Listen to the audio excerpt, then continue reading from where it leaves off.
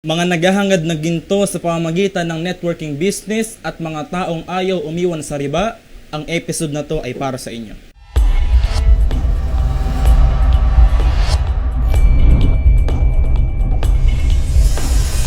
Bismillahirrahmanirrahim. Alhamdulillahi Rabbil Alamin. Assalamu ala man ittaba'al huda. Pagbati po ng kapayapaan sa sino mang tumatak sa landas ng gabay, muli tayo nagbabalik sa ating programang Islam 102. At ngayon po ay magtatalakay tayo ng isang follow-up episode tungkol sa networking business at kasama natin muli si Ustad Abdul Rahim Kilalan. Assalamualaikum warahmatullahi wabarakatuh. Waalaikumsalam warahmatullahi wabarakatuh at ang ating pong pagbati sa mga patuloy na sumusubaybay sa ating programang Islam 102. Mashallah. Ngayon po ay mayroon tayong ilang katanungan, Ustad, patungkol sa networking kasi nung after natin mag-upload ng episode natin na tinalakay natin yung networking, ay mayroon tayong mga kapatid na Muslim na nangangamba sila, humingi sila ng payo sa kung ano yung dapat nilang gawin sapagkat yung iba sa kanila nandun na mismo sa ganung uri ng negosyo. Kasunod naman ng mga katanong, Ustad, inshallah, after ng mga katanungan ay talakayin natin at bigyan niyo po ng payo yung mga komento ng mga brothers and sisters natin na dinidepensahan pa nila yung negosyo katulad ng networking. Pero bago po yun, nabanggit nyo na nakaraan na yung networking ay kabilang sa mga transaksyon na napapasa ilalim sa tinatawag na riba. Ustad, ano po ba ang riba at bigyan nyo po kami ng linaw dito? Bismillahirrahmanirrahim. Alhamdulillahi rabbil alamin wassalatu wassalamu ala nabiyina Muhammad wa ala alihi wa sahbihi ajma'in wa ba'd. Ang katotohanan niyan, talagang nakita natin yung pangailangan sa follow-up episode na ito. Dahil matapos natin i-ere yung episode hinggil sa networking, nakita natin talagang namumutawi pa rin yung kamangmangan sa ating mga kapatiran hinggil sa katotohanan ng riba. Hindi pa rin nila naintindihan o naunawaan kung ano ba talaga ang riba, na mayroon pa nga ilan sa kanila nagsabi na ang riba ay sugal, na talagang napakalayo naman sa totoong kahulugan nito. Pero malinaw ito na simula pa noon, nung panahon ng Propeta Muhammad sallallahu alaihi wasallam, panahon pa ng mga jahiliya, talagang ipinaghahalo nila ang mga ang riba sa mga ipinahintulot na transaksyon ni Allah Subhanahu wa Ta'ala. Ito yung sinabi mismo ni Allah Subhanahu wa Ta'ala sa Quran, na sinabi ng mga musyrikun, innamal bay'u mithlu riba. Sinabi nila na ang bay' o ang pagbebenta, ang negosyo ay tulad din naman ng riba. Pero ano sinabi ni Allah? Wa ahallallahu al-bay'a wa harrama ar-riba. At pinahintulot ni Allah ang negosyo at ipinagbawal ang riba.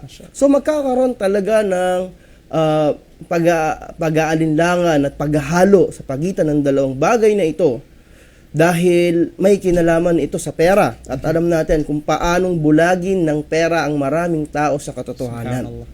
At ito ay talagang nanggaganap at nangyayari. Nakikita mismo natin sa paligid natin, at kaya nga inasahan natin sa pagtalakay ng networking business na yon na maraming aalma. Dahil marami ang kumikita. Pero of course, alam naman natin na mas marami naman talaga ang nalugi at nawalan dahil sa ito ay haram na transaksyon. Ganun pa man, ang riba para sa mga nagabayan ni Allah Subhanahu wa Ta'ala ay na kayang-kaya niyang i-distinguish yung riba sa mga ipinahintulot na transaksyon ni Allah Subhanahu wa Ta'ala. Ang riba sa literal na kahulugan nito ay pagdadagdag. Okay. At makikita natin yung ugnayan nito sa literal na kahulugan dahil ang iniisip ng mga tao na nasa loob ng ganitong klaseng transaksyon ay nadadagdagan ng kanilang mga pera. Okay? Pero of course, Allah Subhanahu wa Ta'ala, alam na niya kaagad yun, kaya nga sinabi niya, wa yamhaqullahu riba wa yurbis sadaqat. Sabi niya na at pinapawi o binawalan ng saysay ng Allah Subhanahu wa Ta'ala ang riba, wa yurbis sadaqat. At dinadagdagan niya ang mga nagbibigay ng sadaqah. So makikita natin kung paanong ginamit ni Allah Subhanahu wa Ta'ala yung riba sa kahulugan na ito yung interest na ipinagbabawal, at ginamit din yung literal na kahulugan nito sa paglalarawan ng kanyang pagdadagdag sa mga nagbibigay ng sadaqat. So ang riba ay mayroon dalawang uri. Okay. At makikita natin na yung dalawang uri ng riba na ito ay naging normal na sa marami. So talakay natin ano ba yung dalawang uri ng riba, dahil marami iniisip pa rin nila talagang ang riba ay isang uri lang. At ito yung proseso, yung sistema ng 5-6 na pagka nangutang ka May tubo. merong tubo o nag-loan ka, merong dagdag sa bayad. Hindi lang kasi ito ang uri ng riba. So, himayin natin. Ano ba yung dalawang uri ng riba na ito? Una, yung riba al-fadl. Yung riba al-fadl ay sa dalawang magkatulad na uri ng bagay kung saan hindi ang pagpapalit ng mga bagay na ito ay meron dalawang kondisyon para hindi siya mahulog sa riba. Okay. Ano yung dalawang kondisyon na to? Una, yung tamathul, pangalawa yung takabud. Ang tamathul ay yung pagiging magkatulad. At yung takabud ay yung kaliwaan. Ibig sabihin kaliwaan. So, nabanggit sa isang hadith ni Propeta Muhammad sallallahu alaihi wasallam na mayroong anim na bagay na binanggit niya na sinabi niya. At mula dito ay ihahambing natin yung iba pa mga bagay tulad halimbawa ng ginto. Ang ginto sa ginto, kinakailangan na magkatulad. Hindi mo pwedeng ipagpalit yung hindi magandang uri ng ginto sa isang magandang uri ng ginto at dadagdagan mo na lang yung isa. Okay. Dadagdagan mo na lang yung pangit na uri para makuha mo yung magandang uri ng ginto. So, sa ganung gawain, nawala na kagad yung unang condition at yun yung tamathul o yung pagiging magkatulad. So, 1 kilo ng ginto sa 1 kilo ng ginto. Okay. Yun yung una. Pangalawa, kinakailangan yung takabud, kaliwaan. So, hindi pwedeng magpapalitan kayo, ibibigay mo sa kanya ngayong oras na to, sa lugar na ito, at ibibigay niya sa iyo yung kapalit bukas. Okay. Hindi pwede yun. Okay. Hindi pwede yun. So, yun yung unang uri ng riba. Pangalawang uri ng riba ay yung riba an-nasi'a. At ito yung katulad ng 5-6. Okay. Mayroong pag-aantala sa kabayaran. Pero kapalit ng pag-aantala na ito ay yung pagdadagdag sa magiging kabayaran. So, yun, doon makikita natin yung interest. Okay? So, ito yung talagang nagiging talamak sa panahon natin ngayon na kung saan pinasok din yung ibang mga transaksyon, ng mga uri ng negosyo na makikita natin na kapalit ng registration fee or membership fee ay yung makukuha di umano ng mga komisyon, pero sa ibabaw alam natin na ang transaksyon lahat umiikot sa pera. Okay, so ito yung dalawang uri ng riba.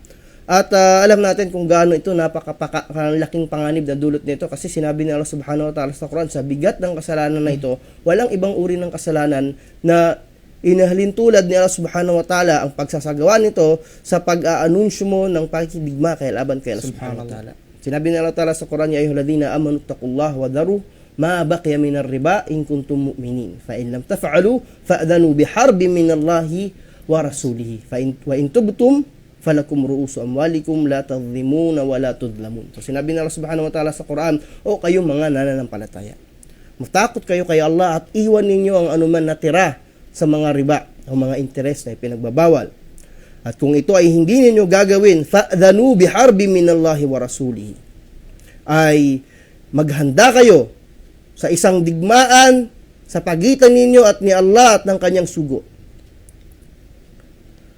Ngunit kung kayo ay magbabalik loob, hihingi ng kapatawaran mula sa kasalanan na ito, falakum ru'usu amwalikum, ay makunin ninyo ang inyong naging kapital at hindi kayo madaraya at hindi kayo mandaraya. Allahu Akbar. Mashallah. So ito yung kabuuan ng patungkol sa riba at inshallah naging malinaw ito.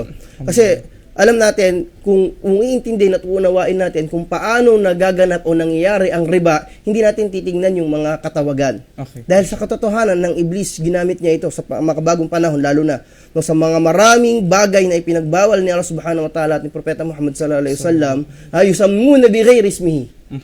Tinatawag nila ito sa iba't ibang pangalan, pero la ibrata lil asma. Hindi natin tinitingnan yung mga katawagan. Ang tinitingnan natin ay yung Proseso. uri o yung proseso ng transaksyon, kung paano ito nagaganap. Mashallah. Jazakallah khair, Ustad. Napakalinaw at napakadetalyadong pagpapaliwanag po tungkol sa riba. So inshallah, Ustad, isa-isa na natin ngayon yung mga tanong ng mga concerned na brothers natin. Una, Assalamualaikum, isa po ako sa membro ng networking business. Tanong lang po, kung ipagpapatuloy lang ang pagbebenta ng product, hindi rin ba pasok sa haram?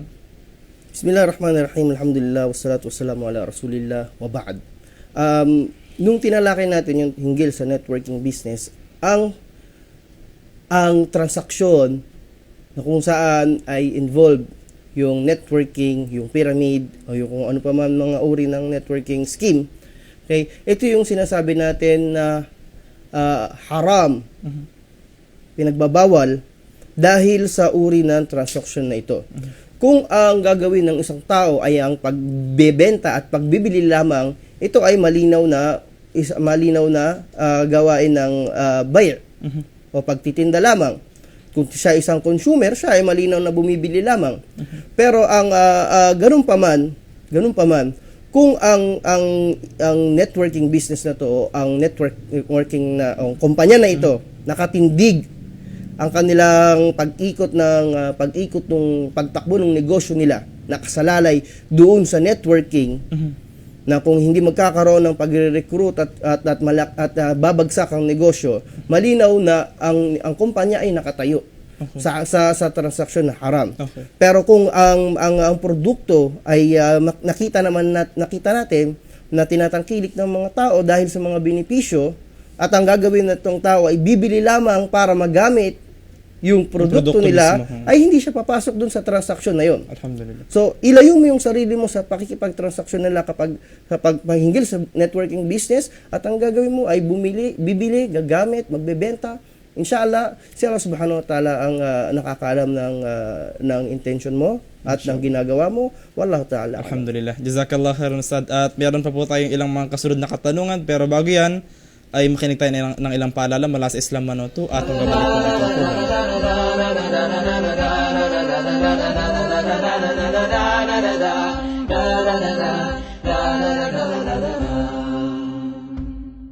Oh, the moon has come, the day is done, the night has covered up the sun. I have stood so often before you to pray, but I wonder, Allah, tell me what did I do today? Assalamu ala man ittaba al-huda. Ustad, magtungo po tayo dun sa kasunod na katanungan.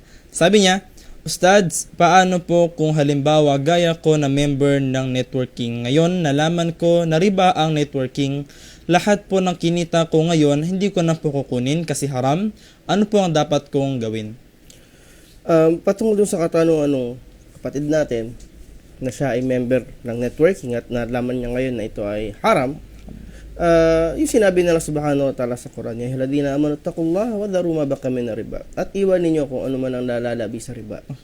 At kung ano man yung mga nakuha na niya noon, wala humakad salaf. Tapos na yon. Pero ang tinutukoy ng subhanahu wa ta'ala yung nalalabi o yung natitira. So, iwanan niya ito. Hindi niya ito kukunin. Pero ang kukunin lamang niya ay yung naging kapital niya. Okay. Kagaya ng sinabi nila subhanahu wa ta'ala sa Quran, فَإِن تُبْتُمْ وَإِن تُبْتُمْ فَلَكُمْ رُؤُوسُ أَمْوَالِكُمْ. At kung kayo ay magbabalik loob, ay kunin ninyo ang inyong naging kapital. So, ipinahintulot sa kanya na kunin yung kanyang naging kapital at hindi na niya kunin kung ano man yung kinita niya mula doon. Okay.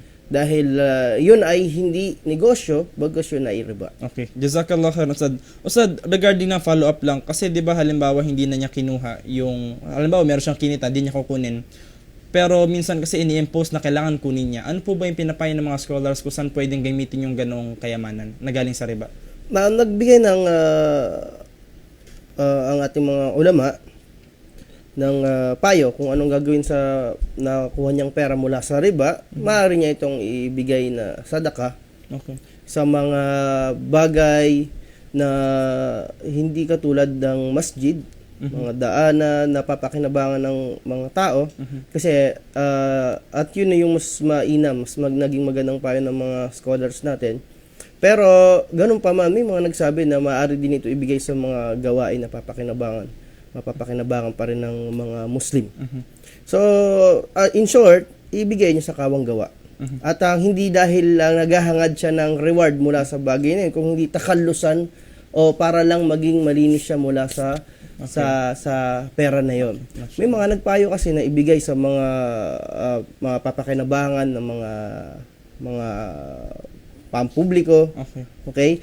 Pero mas mainam lalo sa panahon natin, makikita natin kasi kung yung mga bagay na yon ay ginagamit laban naman sa mga Muslim at hindi napapakinabangan ng mga Muslim, mas mainam na ibigay na niya sa kung saan mapapakinabangan ito ng mga Muslim. Mashallah. Jazakallah khairan Ustad. Kasunod po. Tanong ko lang brother, yung patungkol sa M Golden X. Ito ba ay haram? M Goldex. Na M actually Goldex, nakita ko yan mga ilang linggo na rin. sa Facebook natin, yung page talaga na pupuro na ito at puro mga patotoo.